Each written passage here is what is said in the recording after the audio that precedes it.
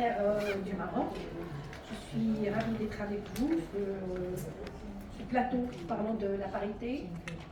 La parité au Maroc, c'est un enjeu majeur dans le cadre de l'égalité des sexes et de l'émancipation de la femme. Bien sûr, elle a été soutenue par la législation de 2011, aussi la volonté de Sa Majesté Mohamed VI, qui a toujours soutenu les causes féminines dans tous les discours et dans toutes les initiatives politiques, et aussi par les lois qui ont été, par exemple, la Moulouana, la Code de la famille, et la loi contre la violence des femmes en 2018. Bien sûr, ça a donné justement une évolution depuis 1995. Il a été 2 femmes au Parlement. Actuellement, nous sommes 90 femmes au Parlement en 2025, mais c'est peu par rapport à 395 parlementaires hommes.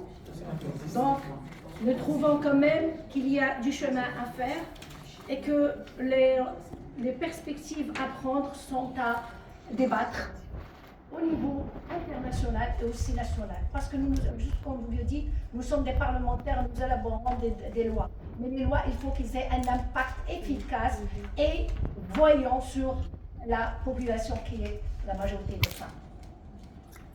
Deuxièmement, je voudrais quand même qu'il y ait une autonomie. Parce que, vu le quota nous avait ramené au Parlement. Mais ce n'est pas suffisant et que ça ne devrait pas toujours durer. Il faudrait que tout le monde puisse être sensibilisé, comprendre que les droits de femmes leur permettent d'être à toutes les institutions et sans être minoritaires, mais majoritaires aussi. Il y a le problème du financement des élections et des lois des élections, parce que nous avons les lois, mais pour les mettre en œuvre, ça donne vraiment un défi.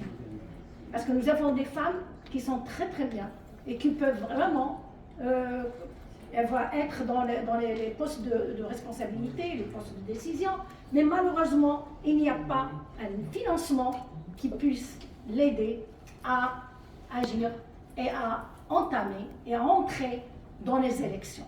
Et c'est celle qui les intimide le plus.